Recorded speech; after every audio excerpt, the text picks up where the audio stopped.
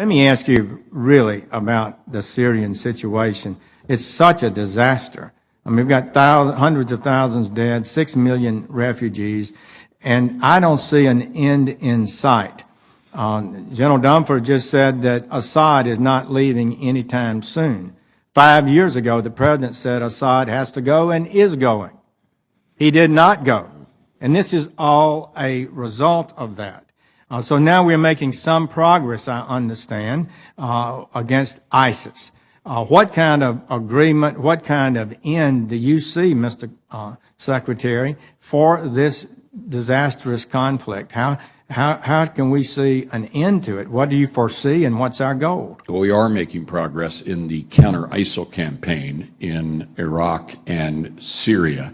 In western Syria, where the civil war I'm rages, asking, what is the goal of the United States of America for Syria? The goal of United States policy in Syria is to end the Syrian civil war. It has been that for a long time. And that means a end to the violence there. And also a political transition from Assad to a government that includes the moderate opposition and that can run the country. Our approach has been a political one.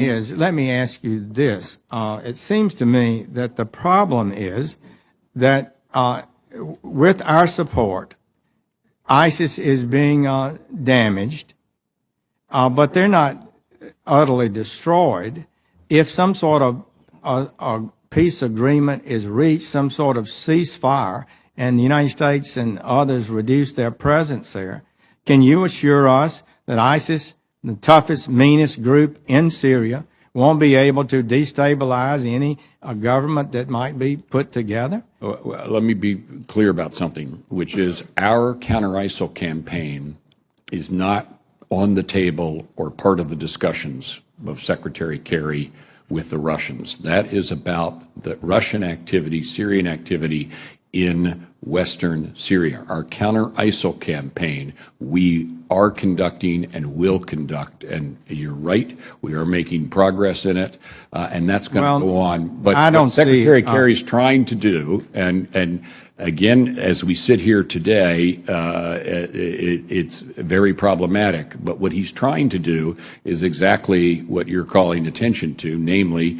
to end the humanitarian disaster occasioned by the civil war in Syria and to promote a political transition. He's trying to work with those who have influence there, and they're not exercising that influence. I believe we could have done a better job with safe zones. I'm worried about the area in Iraq. I've talked to you previously and personally about it.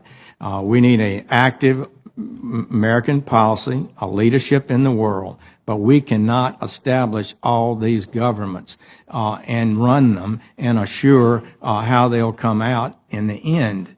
And we can't occupy these countries for decades to try to assure that. That's just not realistic. A wise statesman would have seen the danger in Syria. A wise statesman would have seen the danger in Libya. A wise statesman should have seen what could have happened in Egypt.